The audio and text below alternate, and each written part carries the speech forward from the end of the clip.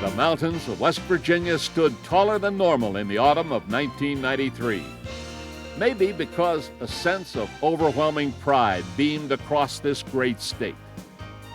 Pride stemming from a never-say-die football team that refused to quit when the challenge seemed too steep to conquer.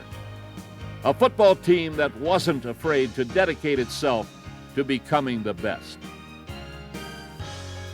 The 1993 West Virginia Mountaineers had plenty of goals and objectives and never lost the focus needed to achieve them. For the second time in 6 years, the Mountaineers stunned the college football world by posting a perfect 11-0 record.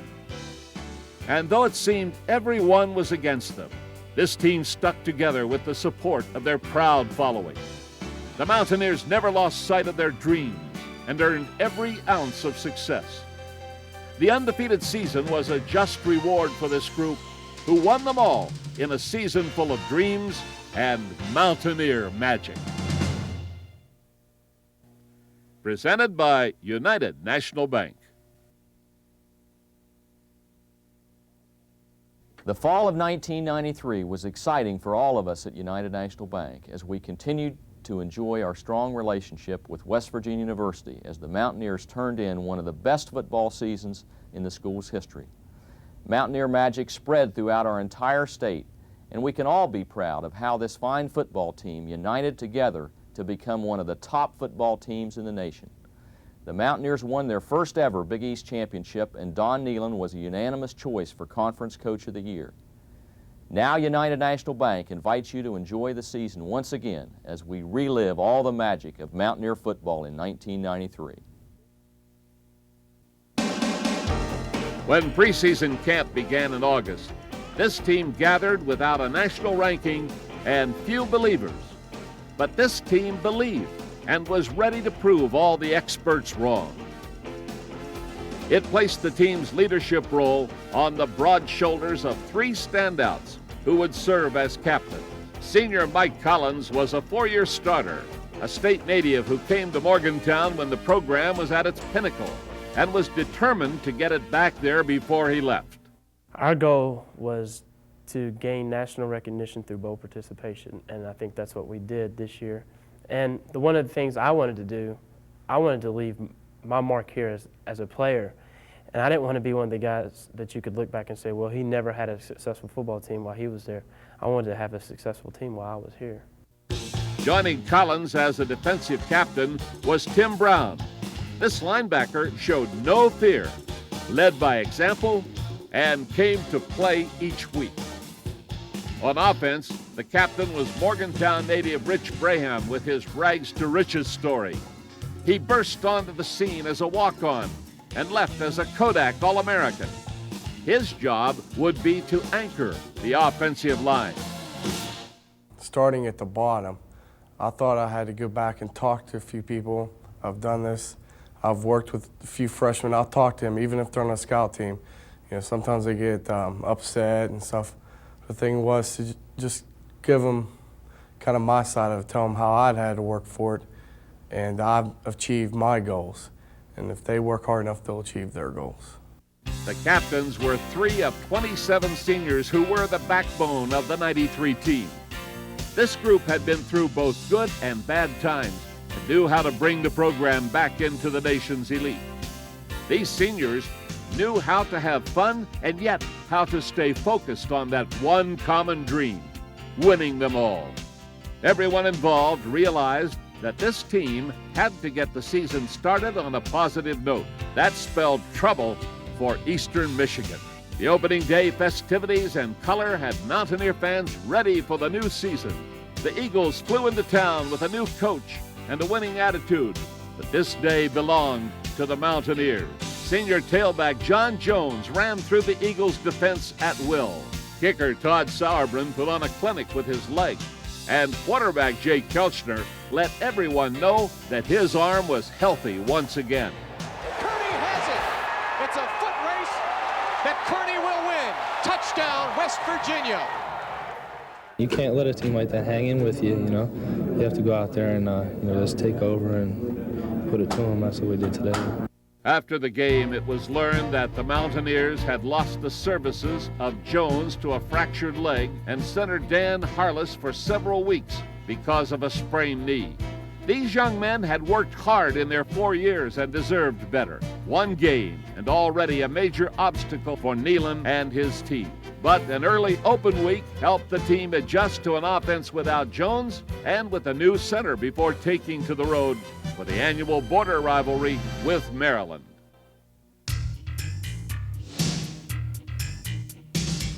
The Terps' run and shoot offense would test the Mountaineer defense,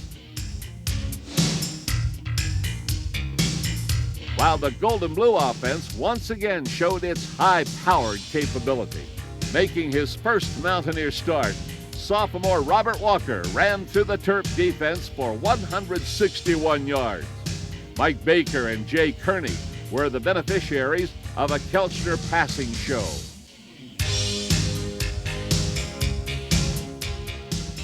Despite 4 Mountaineer fumbles, the defense came up big when it had to, and the record stood at 2-0. Big 8 foe Missouri awaited the Mountaineers next, but the Tigers didn't have a chance, thanks to the Jake Kelchner to Jay Kearney aerial show. The two hooked up on 3 catches for an impressive 125 yards and 2 scores. Jimmy Gary toted the pigskin for 94 yards to lead the ground game. The Mountaineers got the job done on offense, while the defense baffled the Tigers all day. Missouri could only muster a field goal thanks to 4 WVU interceptions. The Tigers never did find the end zone on the day. Mike Collins was the leader on defense with 8 tackles and a beautiful pickpocket move. He's within the pile, and I was on the outside, and I grabbed his arm, and I grabbed the ball, and it just spun out and ripped it away from him. Stood up, and here's the ball taken away. Here comes West Virginia on the march. It's Mike Collins, the senior from Huntington. He's gonna go all the way for the score. 3 games provided 3 wins for the 93 squad. But they also provided something much more important. The Mountaineers found a different way to win each week. That would prove vital in the weeks to come. The biggest thing you see this year is, last year we had a lot of bad luck with us. Today, we fumbled, we made some mistakes, but we came through. We still won the game, and we won big, even with playing sloppy, I thought. And that's a big difference from last year. As West Virginia headed into the meat of its schedule, Neyland rested easier knowing that he had 2 of the best quarterbacks in the country. Jake Kelchner and Darren Studstill would complement each other all season long. Both were big-time players who gelled with this explosive offense. My role was in the offense. It was like, be prepared, like stand on guard, And one thing that the coaching staff and myself strive for is just, I think we made a decision that I want to be the starter, but we did not want to miss a beat in the offense. And that's something we strive for week in and week out, knowing if something happened to Jake, I can come in and not miss a beat. Quarterback not only has to be confident, he's got to be cocky. I mean, you gotta know you can do it. And that's the one thing. I have no doubts in my ability whatsoever, or else I wouldn't be here. I would have gone undefeated, no matter what it takes for me or this team. I want to get this offense executing to the best it can possibly execute. And I feel if we do that, there's no one that can beat us.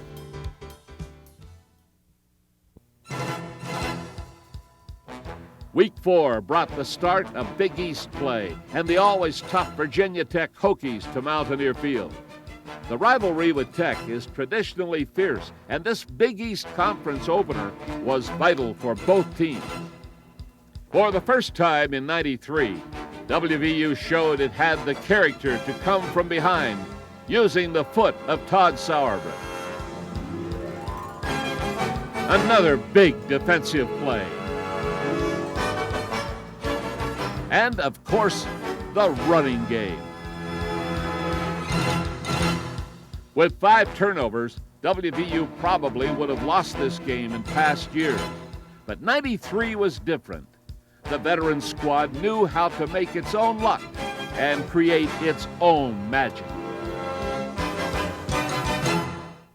We're very, very happy to have won the game. I didn't think we played as well as we could, but when you can play bad and beat a good team, I guess maybe you are a good team. I don't know.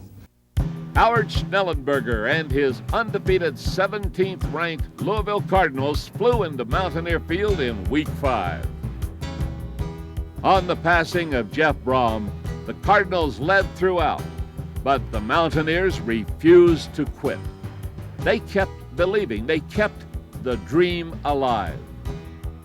Trailing 7-0, Robert Walker answered. Trailing 21-10, Darren Studstill answered with a touchdown pass to tight end Nate Ryan. Trailing 28-20, Walker answered once again with a 1-yard score before bringing the house down. Here's Walker on the left side. He's got room. Breaks it at the 35, the 30, the 20, 15, 10, and touchdown. 50 yards for Walker. West Virginia has the lead. This wild affair ended when Todd Sauerbrunn booted the winning field goal, and the Mountaineer defense stopped the Cardinal attack when it had to. West Virginia 36, Louisville 34. This game is very mental. And it's not as physical as everybody thinks, but it's got to be mental up in here. And I think that our defense play a great mind game. You know, and those guys get out there and fly around. It's very scary because you got Derek Waller and Steve Perkins on the outside, man, and Tim Brown and Wes Richardson in the middle. Hey, it's scary. I know. I practice against them every day. At 5-0, West Virginia was starting to turn some heads around the country in the national polls. But the final 6 games against Big East foes still loomed. One thing was for certain. This team knew how to win and had fun doing it.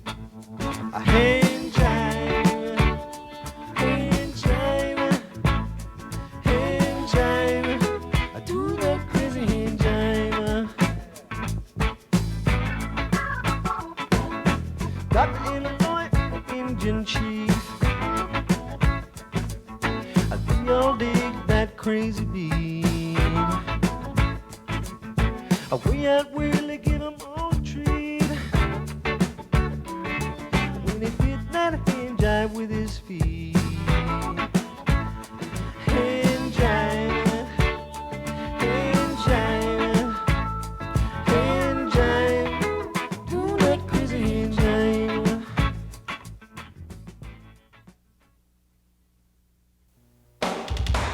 After a second open week, it was back to business as usual against the Pitt Panthers in the annual Backyard Brawl. The Mountaineers went about this game in a business-like fashion and put the Panthers away 45-21. Walker was again sensational with a 163-yard day. The quarterbacks gave a clinic on how to throw the football as 9 different receivers caught passes. The Mountaineers racked up nearly 600 yards of total offense.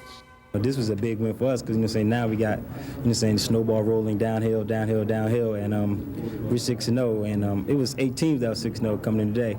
It's not going to be 8, by the end of tonight. It wasn't a secret that at 6-0 and ranked 11th, the Mountaineers had momentum on their side. They took that momentum to Syracuse for the long-awaited Big East rematch with the Orangemen at the Carrier Dome. In the days leading up to the game, the entire nation was reminded about the Orange's controversial victory the year before in Morgantown. But no one remembered it more than Don Nehlen and his Mountaineers.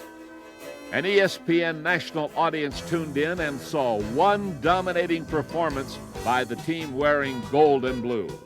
Taking a 7-0 halftime lead, second half action brought total Mountaineer domination on both sides of the ball. West Virginia amassed 654 yards of total offense and showed the nation what Mountaineer football was all about. And the interesting thing is this West Virginia team, as I mentioned before, really is kind of like a well-kept secret to the rest of the country. Here goes Walker. Uh-oh. Great speed.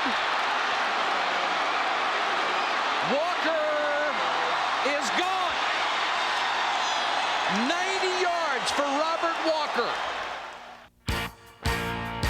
The defense recorded a sweet shutout and made the Orange pay for every yard. To the tune of 43-0, it was one of the most rewarding victories in Neyland's illustrious career, and the emotions poured afterward. Another key factor emerged from this 7th victory. The Mountaineer ground game was for real. West Virginia's running backs were a threat on every play.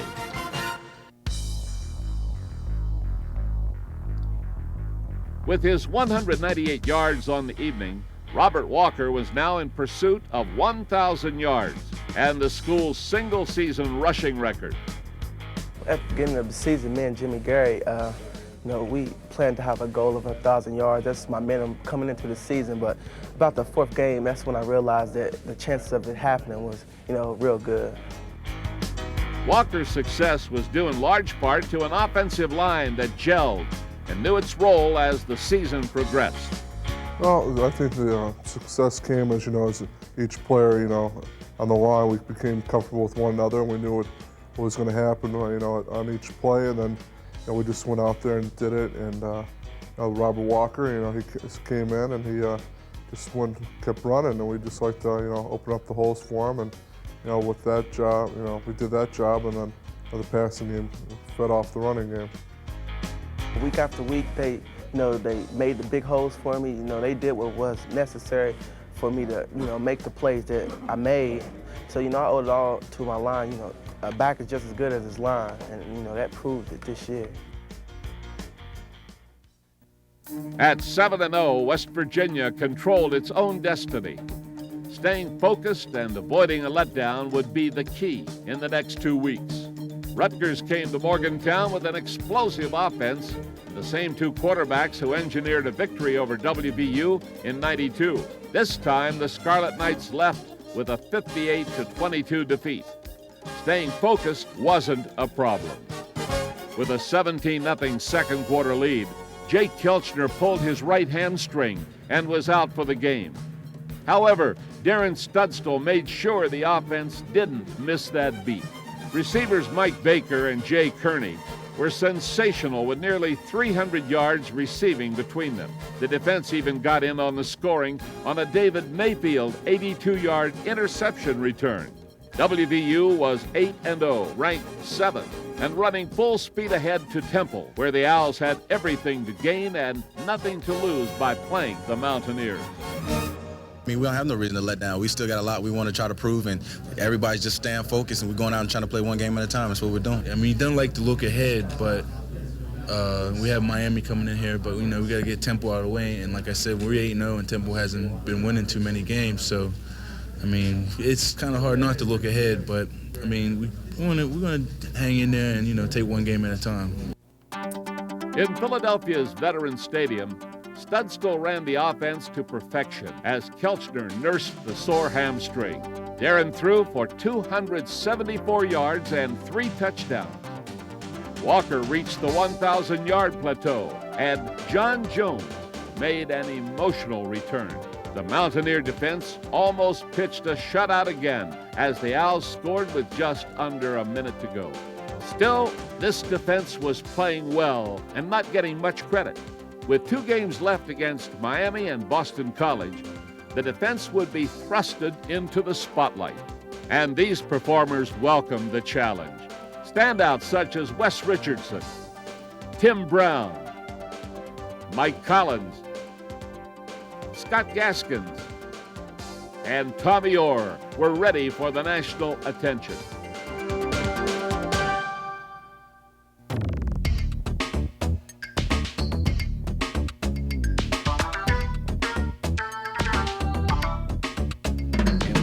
Had a no-lose attitude.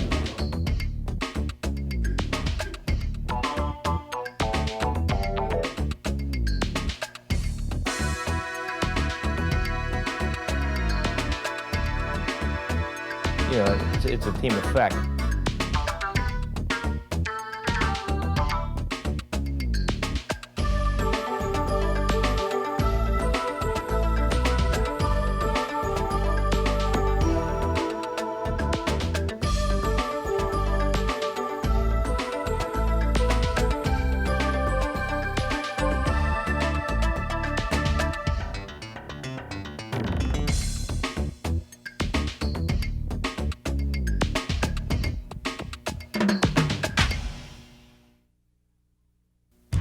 It was billed as the biggest game ever in Morgantown.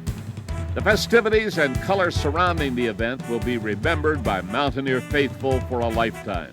The date was November 20th, and more than 70,000 fans packed Mountaineer Field to see two of college football's elite, the 4th-ranked Miami Hurricanes and the 9th-ranked Mountaineers. The national media spotlight was on Morgantown this day. The ABC television cameras, along with hundreds of reporters from across the nation, were on hand to see if West Virginia's national championship dream was for real. They were there to see if the Mountaineers could hand Miami its very first loss in the Big East. The league's top two teams battled back and forth in the first 30 minutes, with West Virginia holding a slim 3-0 halftime lead. Second half action was one of the most exciting in Mountaineer Field history. The Canes went on top 7-3, only to see WVU battle back for a 10-7 advantage. When Miami moved ahead 14-10 midway through the fourth quarter, the Mountaineers could have quit. However, they chose to keep their undefeated dream alive and shock the nation. Here's how they did it. Kelchner and the Mountaineers with a 1st and 10. The ball is at the Miami 19-yard line now. Mountaineers down by 4. Here's Walker. Walker left side. Walker. 10 more girls score. Mountaineers lead.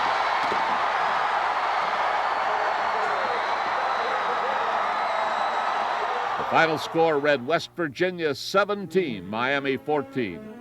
WVU had beaten one of college football's most feared teams.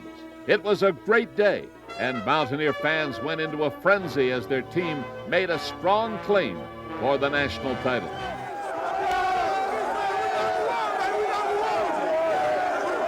Do you think a win at Boston College next Friday will finally put you in position to play for a national championship, or does something still have to happen to Nebraska or Florida State in this poll thing?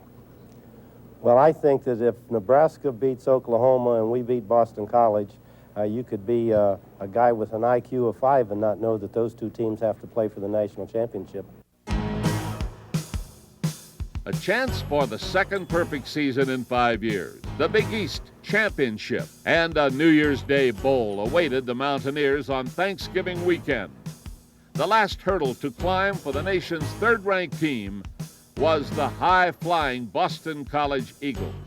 An ESPN national audience watched West Virginia stop the vaunted Eagles' passing attack time after time in the first half. But BC took a 14-3 lead with just over 13 minutes to play. It was time for another West Virginia gut check. Did these Mountaineers still believe? Was the magic of a perfect season going to fall one game short? The final minutes will go down as some of the most exciting in Mountaineer history. Filling in for Kelchner, Darren Studstill led a nail-biting 77-yard drive. Then with the Eagles driving again, Steve Perkins forced a BC fumble recovered by Mike Logan. Studstill was 63 yards away from victory. 4 plays later, the Golden Blue were 24 yards away with just over a minute to play. Mountaineer fans will never, ever forget this next play. Studstill firing for the end zone. And a catch to the end zone. Touchdown, West Virginia, as the ball is pulled in by Ed Hill. Tightly covered. Hill gave the defensive guy a little push. He pulls it in, and the Mountaineers take a 15-14 lead. Holy smokes. The hills of West Virginia came alive with Ed Hill's dramatic catch. When Mike Logan picked off a final Eagle desperation pass, that magic score of 17-14 stood, and West Virginia had its perfect season. The game also saw Robert Walker become the school's all-time single-season rushing leader as he broke a mark that stood for 24 years. The comeback brought WVU its first Big East championship and a right to play for the national title. I thought Boston College just played a great football game. I really did. I think Tom and his staff were outstanding, and You know, last year we couldn't get one break, and this year we got a lot of them. So good Lord's been with us. We'll take it. That's 11-0, baby. 11-0. The Mountaineers received a well-deserved hero's welcome upon their arrival in Morgantown. Fans poured out their hearts to this team for making them feel 10 feet tall. No one enjoyed this magical moment any more than receiver Mike Baker. He said all along that this club could go undefeated if it kept believing. He was the guy that kept this team loose, and he was the leader of one of the best group of receivers in Mountaineer history.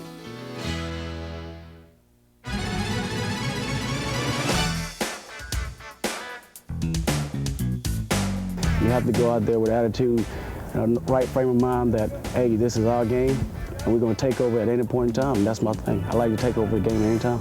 Because we realize that this is our last shot. This may be the last time we ever play football together. This may be the last time we ever play football, period. So we were determined all summer long to make this a special season, and so far it's turned out that way. Jay is our big-time, deep threat. I mean, Coach really likes to go downtown with Jay. I mean, because Jay has great speed, Jay's a long strider, and Jay just does what it takes.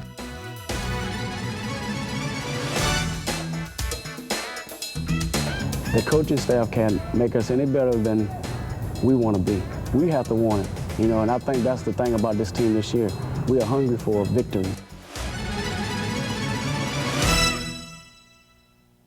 The Mountaineers found themselves ranked third in the AP and Bowl Coalition polls and second in the CNN USA Today Coaches Poll. By turning down a Cotton Bowl bid, West Virginia's chance at a split national title rested with its acceptance to play Florida in the USF&G Sugar Bowl. Last Tuesday, the executive committee of the Sugar Bowl was informed that West Virginia University, given the choice of playing in the Cotton Bowl or the Sugar Bowl, wanted to come to New Orleans. The executive committee unanimously passed a resolution inviting and accepting West Virginia University to the 60th Annual Sugar Bowl Football Classic. Beautiful sunny weather and the Sugar Bowl red carpet greeted the Mountaineers upon their arrival in New Orleans. The Mountaineers had a week to enjoy their hard-earned bowl trip and to prepare for Florida. Meetings and practices made up the schedule during the day as the Superdome impressed everyone. Sugar Bowl events like the trip to Jefferson Downs and the Aquarium of the Americas entertained in the evening, along with the famed Bourbon Street. As the week progressed, the national media gathered at the Sugar Bowl to see if West Virginia could record a 12th win and earn a share of the national title. The atmosphere was full of electricity on New Year's night in the Superdome. Mountaineer fans turned out in large numbers at the Crescent City to watch their team play the Southeastern Conference champion for a chance to reach college football's pinnacle. A primetime television audience tuned in to see West Virginia dominate the first quarter of play with an aggressive defense and a big play offense. However, uncharacteristic penalties and mistakes that WVU avoided in the regular season plagued the Mountaineers for the remaining 3 quarters. The result was a Florida victory, and West Virginia's chance at a national championship fell 1 game short once again. These Mountaineers were a proud team and handled defeat with class. West Virginia fans can always remember this fact when they look back at all the great things that their team accomplished in 1993. Together, the Mountaineers won the Lambert Trophy for only the 2nd time in school history. Together, the Mountaineers went undefeated in the Big East and won the league's first outright championship after being picked in the preseason to finish 4th. Part of the magic of this 93 team was its togetherness. Led by Coach Don Nealon, who was once again selected as one of the nation's top coaches, 16 Mountaineers received postseason honors. Names of West Virginia players filled the lists of All-America, All-East, Big East, ECAC, AP, UPI, Kodak, and CFA awards. The Mountaineers finished the season ranked 6th after playing 6 nationally ranked teams, 5 that participated in postseason bowl games.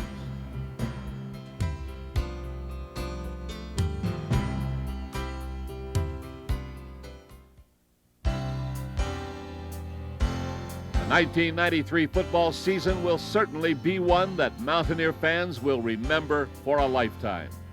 It will go down in the books as one of the greatest in the history of West Virginia football. Fans will remember the magic that filled Mountaineer Field and the entire state. They will remember the pride that this team gave them. This squad dedicated itself to bringing nothing but the best to West Virginia football and succeeded.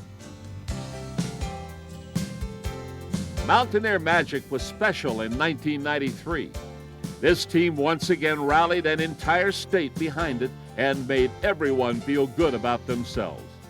This team proved that togetherness and belief in others is strong enough to move mountains. Mountaineer Magic has been presented by United National Bank.